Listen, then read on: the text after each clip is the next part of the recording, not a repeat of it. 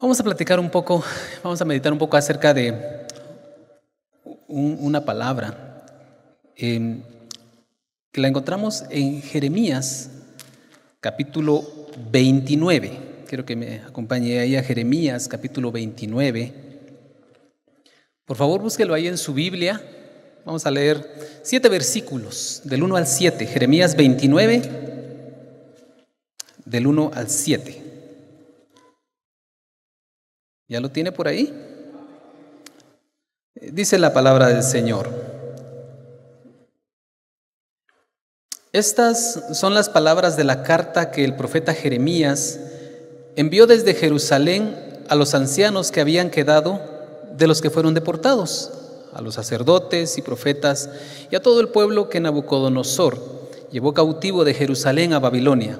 Después que salió el rey Jeconías, la reina, los del palacio, los gobernantes de Judá y de Jerusalén, los artesanos y los ingenieros de Jerusalén, por medio de Elasa, hijo de Safán, y de Gemarías, hijo de Hilcías, a quienes envió Sedequías, rey de Judá, a Babilonia, a Nabucodonosor, rey de Babilonia. La carta decía: así ha dicho Jehová de los ejércitos, Dios de Israel, a todos los de la cautividad que hice transportar de Jerusalén a Babilonia: edificad casas y habitadlas, plantad huertos y comed del fruto de ellos, casaos y engendrad hijos e hijas, dad mujeres a vuestros hijos y dad maridos a vuestras hijas, para que tengan hijos e hijas. Multiplicaos allá y no disminuyáis. Procurad la paz de la ciudad a la cual os hice transportar, y rogad por ella a Jehová, porque en su paz tendréis vosotros paz. Yo le puse a esta reflexión: habitando como extranjeros. Y es que cuando yo leía este pasaje, pues me recordaba del contexto de este pasaje. El pueblo de Israel había sido enviado a Babilonia, deportados, a causa de todas las circunstancias que ellos habían vivido, la idolatría y tantas cosas. El Señor permitió que ellos atravesaran esta situación tan difícil. Y el profeta Jeremías les escribe precisamente a estas personas que fueron trasladadas a Babilonia. Y ellos tuvieron que habitar ahí, en una tierra extraña, en una tierra que no era su tierra. Ellos tuvieron que habitar ahí como extranjeros. No era su tierra, pero ahí les tocó habitar. Y fíjense que yo quisiera hacer una comparación, algunas similitudes que nosotros podemos encontrar en este tiempo acerca de la iglesia y de Israel, y cómo podemos aprender nosotros algunas lecciones. Claro, entendemos que la iglesia no es Israel, ¿verdad? Dios tiene un trato con Israel y tiene un trato con la iglesia, que somos nosotros. Pero sí encontramos ciertas similitudes entre lo que le sucedió al pueblo de Israel y lo que a nosotros nos está pasando como iglesias. Quiero que me acompañe, quiero que leamos en Filipenses, capítulo 3, versículo 20. Filipenses 3:20. Vea aquí una de las similitudes que nosotros encontramos. Dice la palabra del Señor: pero nuestra ciudadanía está en los cielos, de donde también esperamos al Salvador, al Señor Jesucristo. Bueno, el contexto de Israel era: ellos estaban en una tierra que no era su tierra. Estaban habitando en Babilonia, tierra que no les pertenecía, tierra que no les correspondía a ellos, tierra que no era su terruño, como decimos aquí nosotros, ¿verdad? Ellos estaban pasando una situación muy difícil por allá.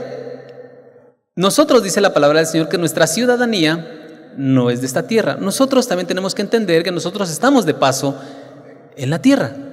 No vamos a nuestra identidad, o nosotros no vamos a tener un DPI, nuestro DPI que tenemos ahora no nos va a servir cuando nosotros partamos de este mundo, porque realmente ese nos sirve acá, mientras estamos en esta tierra.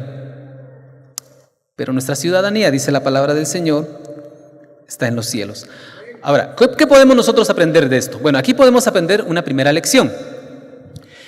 Fíjense que cuando el pueblo de Israel estaba en Babilonia, tenemos que entender que ellos tenían que vivir bajo normas que estaban establecidas para Babilonia. ¿Cómo se llamaba el rey de Babilonia? Era Nabucodonosor, que bien podría utilizarse en un trabalenguas, ¿verdad? Porque el nombre está un poquito largo, ¿verdad? Pero imagínense, para escribirlo en el DPI, Nabucodonosor. Él era el rey. Y ellos establecían sus leyes para un pueblo que se llamaban los babilonios. Esas leyes incluían, imagínese usted la cantidad de cosas que quiera. Y los del pueblo de Dios estaban viviendo en ese lugar y tenían que desenvolverse en medio de todas esas normas, vamos a decir normas de conducta que tenían ellos. Pero sabe que nosotros como iglesia también estamos en una situación un poco similar. Nosotros tenemos que vivir en la tierra, donde se han establecido leyes dictadas por hombres. Gracias a Dios, muchas de las leyes que rigen nuestras sociedades occidentales, muchas tienen principios bíblicos, muchas de ellas, no todas. Pero ¿se ha dado cuenta usted que últimamente se ha tratado de meter a todo el mundo el pensamiento de que hay cosas que deben ir cambiando? Ya el asunto, por ejemplo, del aborto ya es un tema que se está volviendo controversial. O sea, para nosotros no debería ser controversial, para nosotros debería ser no. Así, literalmente, un no al aborto. Pero en la sociedad se está discutiendo que sí es válido, que si no es válido. Y han llegado al punto, hace poco se mencionaba acá, de este caso en Argentina, donde a un doctor lo condenaron literalmente por no practicar un aborto. Entonces el mundo está tratando de dictar leyes que rigen al mundo, y la iglesia tiene que vivir en medio de esas leyes. Ahora, ¿qué tiene que hacer la iglesia entonces en este caso? Bueno, la iglesia tiene mucho que hacer, en realidad. Les voy a recordar algo que ustedes seguramente escucharon.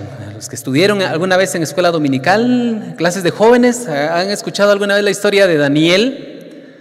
¿Han escuchado la historia de Daniel? ¿Sí? ¿Saben quién es Daniel, verdad? Y cuando se recuerda uno de Daniel, se recuerda de aquel hombre que fue metido al foso de los leones. ¿Sí se recuerdan? ¿Se recuerdan de Ananías, Misael y Azarías? ¿Sí se recuerdan quiénes eran ellos? ¿Alguien los reconoce? Es que más nos cuentan la historia como Sadrach, Mesach y Abednego, ¿verdad? Les cambiaron el nombre en Babilonia. Pero a pesar de que les cambiaron el nombre, ellos sabían que ellos no pertenecían a Babilonia y no tenían por qué hacer las cosas que se dictaban para la gente de Babilonia. El rey en una ocasión dijo: tienen que adorar a la estatua que yo voy a levantar. Dijeron no. Nadie puede consultar a nadie que no sea el rey. Por cualquier asunto nadie puede buscar a ningún Dios. Y Daniel dijo: no, yo voy a buscar a mi Dios. Es decir, nosotros como iglesia también estamos viviendo en esas circunstancias. El mundo está gritando en este momento: atrás esos principios, atrás esas supuestas verdades que no cambian. Para el mundo todo se está volviendo relativo ahora. No hay absolutos. Y la iglesia en este tiempo debe aprender que el mundo está cambiando. Las circunstancias están cambiando y se está pareciendo un poquito a lo que le tocó vivir al pueblo de Israel en Babilonia. Esa es la circunstancia que le estaba tocando vivir al pueblo de Israel en Babilonia, y más o menos lo que nos toca a nosotros vivir como iglesia. Pero sabe que algo más que tenemos nosotros en común, que podemos identificarnos con el pueblo de Israel, es que ¿sabe usted que el pueblo de Israel estaba en Babilonia por un propósito? O sea, Israel tenía un propósito para estar en Babilonia. Claro, el propósito no era para bendecir a Babilonia, aunque en un momento dado sí hubo bendición para Babilonia. Pero sabe que el propósito por el cual Israel estuvo esos 70 años metidos ahí, bajo los babilonios, el propósito era purificarlos.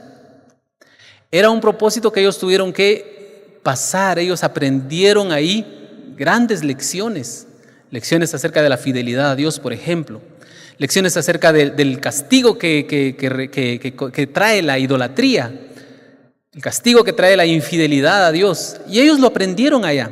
Ese era el propósito para ellos. Pero ¿sabe que para la iglesia también hay un propósito para que esté acá? Hay un propósito para que nosotros estemos acá, y lo podemos ver desde dos puntos de vista. En primer lugar, hay un propósito que es para bendecir al mundo. Jesús dijo que nosotros somos la sal y somos la luz de la tierra. Usted lo encuentra en Mateo 5, 13 y 14. Vosotros sois la sal del mundo.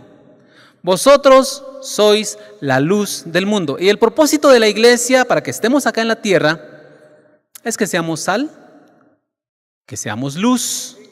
Ese es realmente nuestro propósito. La verdad es que yo cuando meditaba en esto pensaba, bueno, ¿no sería más fácil que para que nosotros, para evitar el peligro de que alguien que viene a Cristo retroceda, porque puede pasar, alguien puede venir a Cristo y retroceder, pero ¿no sería mejor para evitar ese riesgo, que mejor cuando alguien venga a Cristo de una vez sea transportado? ¿No cree usted que lógicamente tal vez sería más práctico?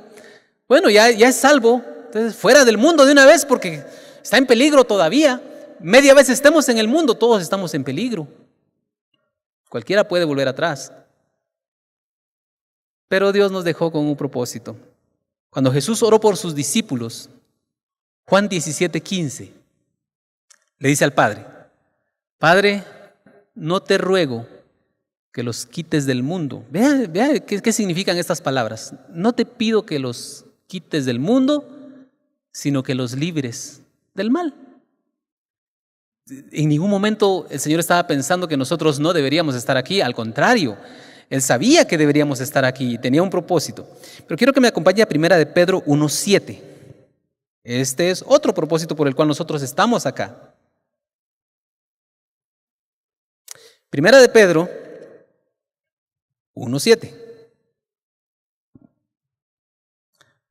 Dice la palabra del Señor. Para que sometida a prueba vuestra fe, mucho más preciosa que el oro, el cual, aunque perecedero, se prueba con fuego, sea hallada en alabanza, gloria y honra cuando sea manifestado Jesucristo.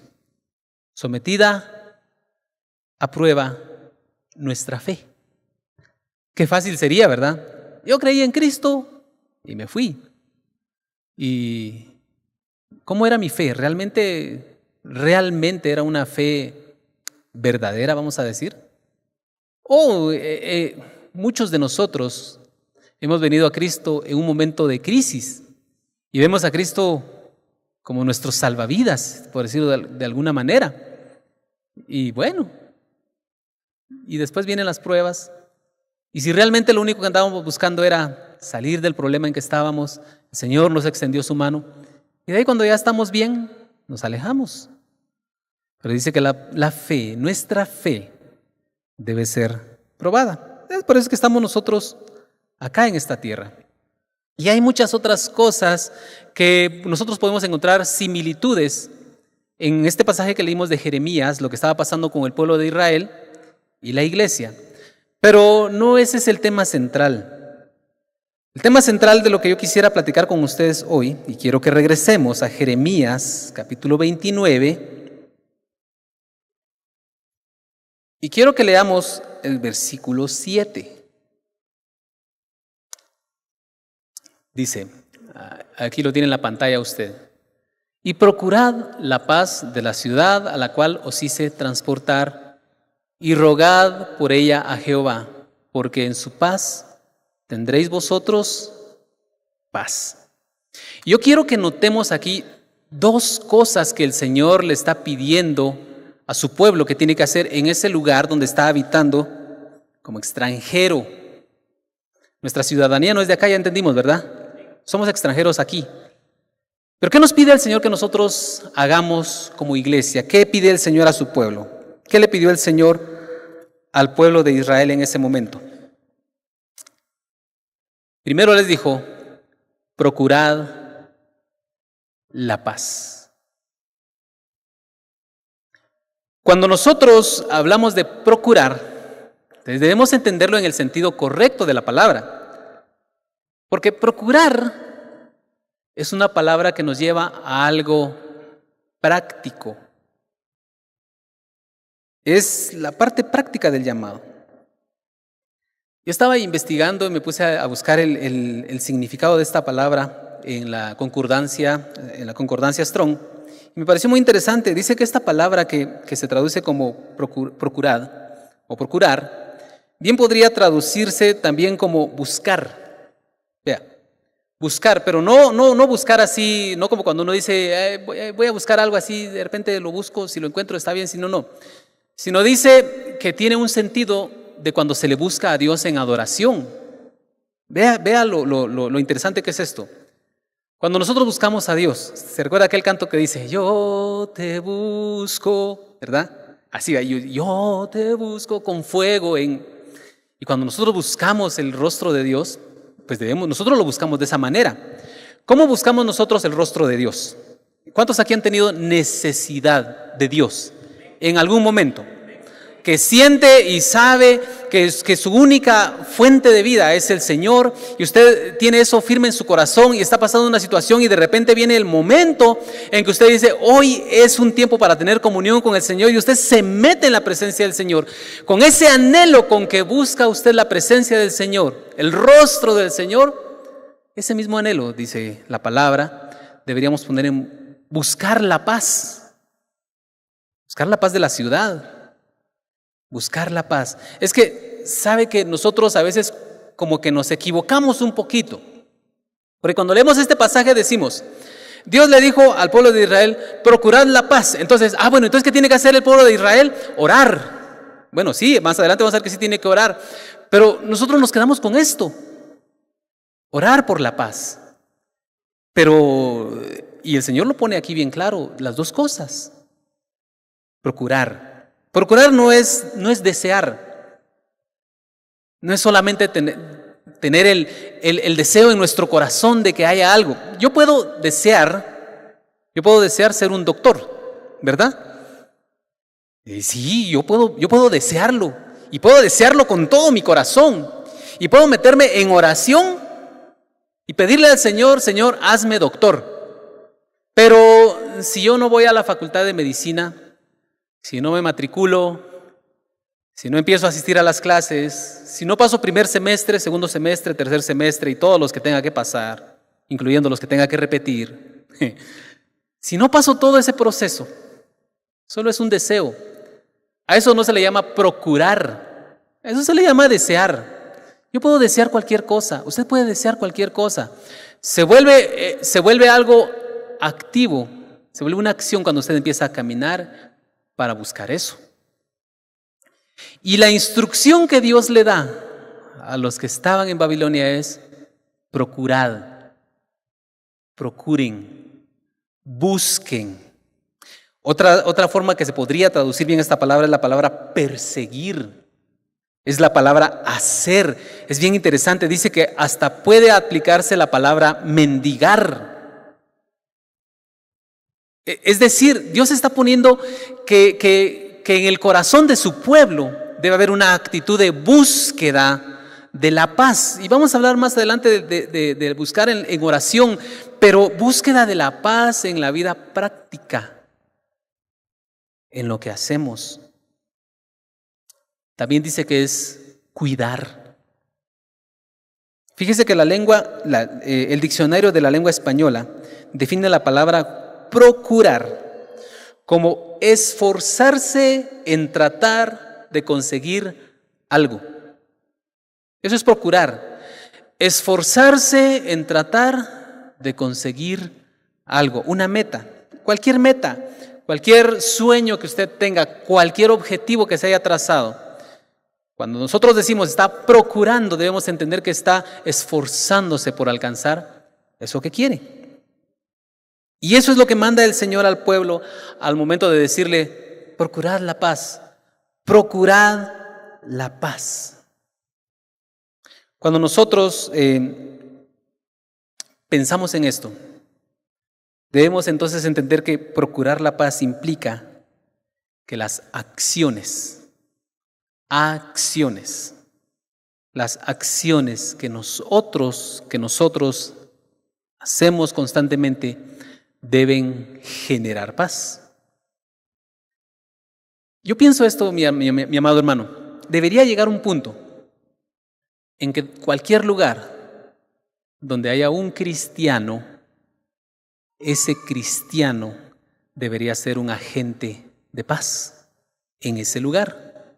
Llámese como usted le quiera llamar, llámese vecindario, llámese condominio, llámese lugar de trabajo, la organización donde usted labora, la empresa, la entidad, no sé dónde se desenvuelve usted, pero donde quiera que llegue un cristiano, debería manifestarse un ambiente de paz. ¿Y sabe por qué creo yo que debería ser así? Porque a nosotros los cristianos no nos hace cristianos el hecho de estar aquí reunidos hoy, no nos hace cristianos una religión, no nos hace cristianos que nos hayan declarado un día cristianos, ¿verdad? Ahora usted es cristiano. No. ¿Sabe qué es lo que nos distingue a nosotros? Es lo que hay dentro. ¿Sabe qué hay dentro de usted? ¿Sabe qué es usted? Usted es templo del Espíritu Santo. El Dios de paz habita en usted. Le voy a decir otra vez. El Dios de paz habita en usted. Otra vez. Es que no, como que, ¿qué pasa? El Dios de paz habita en usted. El Dios de paz habita en cada uno de nosotros. Y dice el Señor que el árbol bueno, ¿qué da? Frutos buenos. Y si usted tiene al Dios de paz viviendo en su corazón, dentro de usted, donde quiera que usted esté, usted debería de irradiar paz.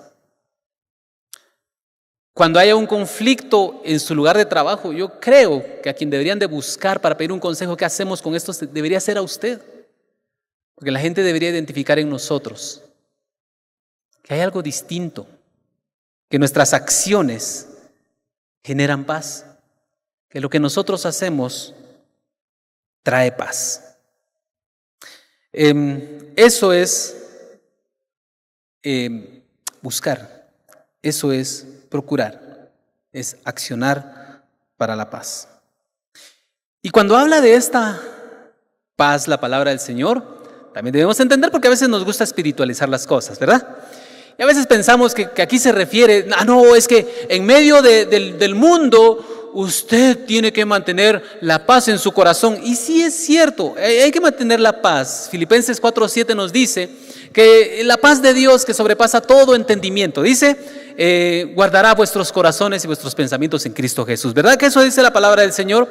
Pero cuando habla aquí en Jeremías de buscar la paz, no está hablando precisamente de esa paz interior que nosotros deberíamos tener, sino que está hablando de una paz que debe manifestarse en la vida práctica, procurar la paz de la ciudad, procurar la paz donde quiera que nosotros estemos. Le voy a hacer una pregunta. Vea, ponga atención a esta pregunta. Hablando un poco de la paz interior que todos deberíamos tener. ¿Qué es mejor? ¿Qué es mejor?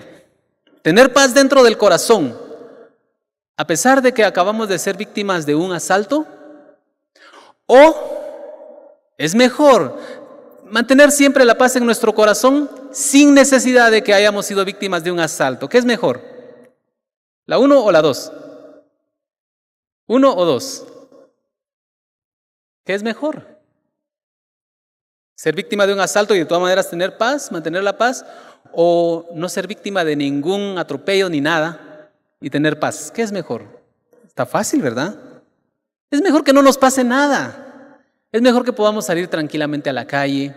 Es mejor que podamos estar sabiendo que nada va a pasar. De todas maneras, aunque llegara a pasar, pues tendríamos que mantener la paz, pero qué bonito es pensar que nada pasaría, que hay paz, ¿sí o no? Pues a eso se refiere. No necesariamente, o no solamente, mejor dicho, no solamente esa paz interior, sino que nosotros deberíamos generar ese ambiente de paz. Y eso es lo que está pidiendo el Señor. Ese es el consejo que el Señor nos da. Eso es lo que Él demanda de nosotros como iglesia, como pueblo suyo. Procurar la paz, fíjese esto, nos compromete con cuidar esa paz. Usted sabe que la paz muchas veces, la paz tiene que ser ganada. Muchas veces tenemos que pelear con tal de obtener paz. Parece una contradicción, ¿verdad? Porque decimos pelea es guerra. ¿Y cuál va a ser el premio? Va a ser paz. Pero tiene que ser así. Y es que para eso tenemos que identificar a algunos enemigos de la paz. Y le voy a mencionar aquí unos cuantos nada más. Usted los conoce. Espero que no sea amigo de ellos. Pero son enemigos de la paz. Enemigos de la paz.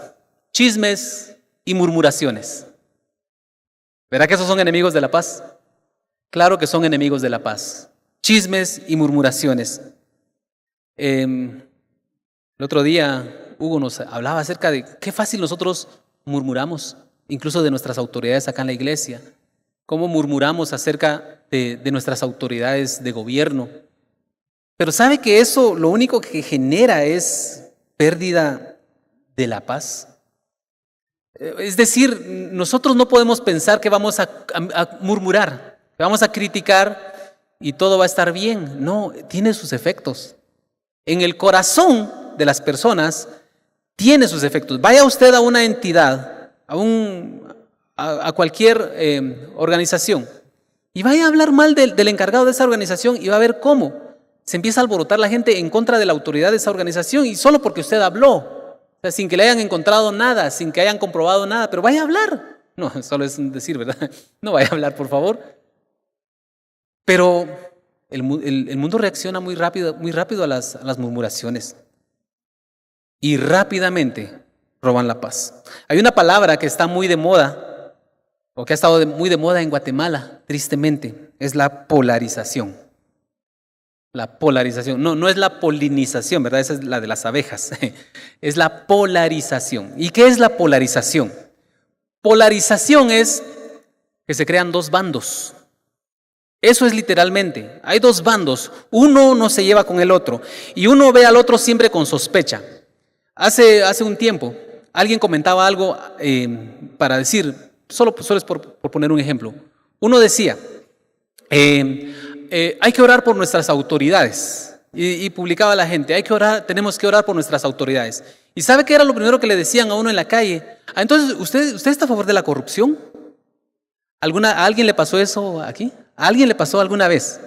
Que solo porque usted manifestó alguna palabra de bendición para sus autoridades, le dijeron, entonces usted está de acuerdo con la corrupción, como que hubieran dos bandos, ¿verdad? Los que están a favor de la corrupción y los que estaban en contra de la corrupción.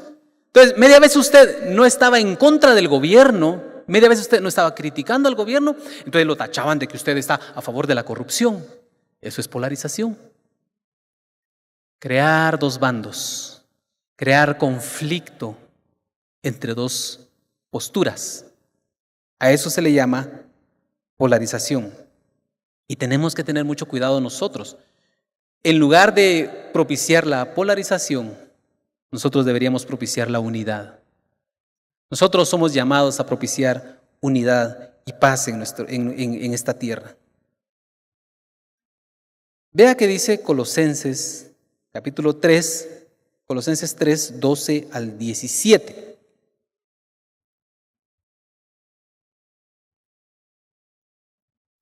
Colosenses 3, 12 al 17.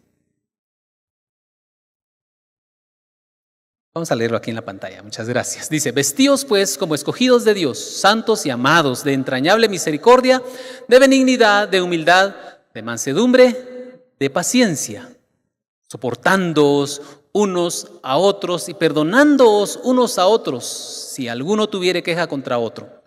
De la manera que Cristo os perdonó, así también hacedlo vosotros, dice. Y sobre todas estas cosas, vestíos de amor, que es el vínculo perfecto. Y la paz de Dios gobierne en vuestros corazones, a la que asimismo fuisteis llamados en un solo cuerpo, y sed agradecidos. La palabra de Cristo more en abundancia en vosotros, enseñándoos y exhortándoos unos a otros en toda sabiduría, cantando con gracia en vuestros corazones al Señor con salmos e himnos y cánticos espirituales. Y todo lo que hacéis, sea de palabra o de hecho, hacedlo en el nombre del Señor Jesús, dando gracias a Dios Padre por medio de Él. Tenemos que, el versículo 13 decía, soportarnos. Ese es el consejo de la palabra. Y sabe que uno de los enemigos de la paz es que muchas veces no sabemos nosotros soportarnos.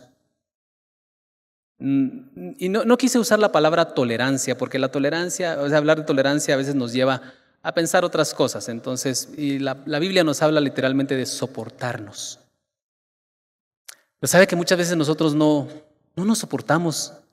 No tenemos paciencia unos con otros. Esa impaciencia genera tanto conflicto que muchas veces roba la paz en nuestra casa, en nuestro trabajo. ¿Sabe que el pueblo de Guatemala últimamente ha manifestado en los últimos años como que una expectativa del gobierno que el gobierno nunca va a cumplir? Nunca la va a alcanzar. Y la razón es muy simple. El gobierno está conformado por hombres, como todos. Hombres con todas las limitaciones que nosotros podemos tener. Y el guatemalteco está gritando, el gobierno tiene que solucionar todos los problemas del país. Me causó gracia y también hasta cierto punto un poco de indignación, ¿verdad? Que un candidato, no voy a decir nombre, ¿verdad? Pero un candidato la semana pasada dijo que iba a poner una denuncia en contra del presidente de la República a causa del joven que falleció en manos de la patrulla fronteriza en Estados Unidos. Y de verdad, yo cuando vi la noticia, dije yo, bueno, no cabe duda, ¿verdad?, que tratando de ganar un poco de protagonismo en esta contienda electoral, ¿verdad? Pero mucha gente hace noticia de esto. Esperan que cualquier cosa que sucede en cualquier rincón del país, culpa del presidente, porque el presidente no está dando la talla. Dicen. Pastor César decía el otro día, como que estamos asumiendo la mentalidad de que si no nos gusta el presidente salimos a manifestar y lo sacamos. Pero eso no debería ser así. Esa falta de paciencia con la gente, de entender a los demás, de entender quiénes están al frente, genera división y roba la paz. Y nosotros como iglesia tenemos que aprender a verlo y a identificarlo como un enemigo de la paz. Es que la paz debe ser mantenida, debe ser cuidada. Debe ser algo que nosotros anhelemos, pero que también nosotros propiciemos, que en ningún momento nosotros nos convirtamos en alguien que esté robando la paz, trabajando en favor de estos enemigos de la paz. Así que no debemos nosotros pensar que podemos actuar de cualquier manera y apoyar movimientos que polarizan, apoyar movimientos que dividen, apoyar murmuraciones, compartir las murmuraciones, hablar de nuestras autoridades. No debemos hacerlo. Y yo sé que se ha dicho mucho desde este altar, pero lo tenemos que seguir diciendo. Somos llamados a procurar la paz.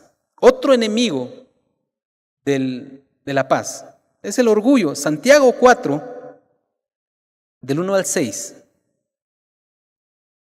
Santiago, capítulo 4, y los versículos del 1 al 6, dice: ¿De dónde vienen las guerras y los pleitos entre vosotros? ¿No es de vuestras pasiones las cuales combaten en vuestros miembros? Codiciáis y no tenéis, matáis y ardéis en envidia, y nada podéis alcanzar. Combatís y lucháis, pero no tenéis lo que deseáis porque no pedís. Pedís, pero no recibís, porque pedís mal para gastar en vuestros deleites. Adúlteros, dice esta versión. ¿No sabéis que la amistad del mundo es enemistad contra Dios? Cualquiera, pues, que quiera ser amigo del mundo se constituye en enemigo de Dios. ¿O pensáis que la Escritura dice en vano, el Espíritu que Él ha hecho habitar en vosotros nos anhela celosamente? Pero Él da mayor gracia, dice. Por esto dice, Dios resiste a los soberbios y da gracia a los humildes. En este pasaje, Santiago hace una alusión a las actitudes humanas, actitudes de envidia, actitudes de querer tener más y más, actitudes de luchar unos con otros. Pero ¿sabe qué es lo que hay detrás de todo esto? Es lo que dice el último versículo que leímos. Es la soberbia, es el orgullo del corazón. Y eso es lo que roba paz. ¿Y cuántos pleitos se han generado? Si no es que todos los pleitos se han generado por cuestiones de orgullo. Y es un enemigo que nosotros debemos reconocer y debemos tener cuidado de no caer en él. Vea sus actitudes, examinémonos nosotros mismos. ¿Será que lo que yo hago lo hago por orgullo? Si lo identificamos, es tiempo de cambiar, porque el orgullo va a robar la paz. Y eso es lo que el Señor demanda de nosotros. Nosotros debemos ser agentes de paz, procurar la paz, ser personas de paz. Esa es la primera cosa. Y la segunda cosa, no voy a ahondar mucho en esto, pero se ha hablado bastante de ello. Otra vez, Jeremías 29, versículo 7. Dice, procurad la paz de la ciudad a la cual os hice transportar. Y esta es la que nos gusta, la que más hemos practicado, creo yo. Y rogad por ella a Jehová. Porque dice, en su paz tendréis vosotros paz.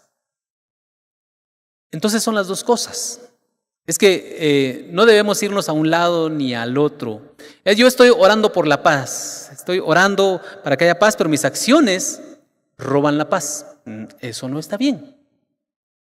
Yo soy alguien que soy pacífico, no me meto con nadie, no tengo problemas con nadie, pero nos reunimos y decimos, vamos a tomar un tiempo para orar por Guatemala, vamos a tomar un tiempo para orar por la paz y metemos las manos a la bolsa y yo no participo de eso. Si esa es nuestra actitud, estamos mal también.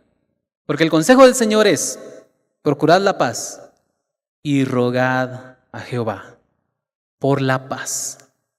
Y es que tenemos que entender que hay un ámbito también espiritual en el cual se pelea esta batalla de la paz. Efesios 6:12 nos habla de que nosotros no tenemos lucha contra carne ni sangre, sino que dice que hay principados y hay potestades. Pero ¿cómo se manifiestan estos principados y estas potestades? ¿Sabe cómo se manifiesta dentro de una sociedad?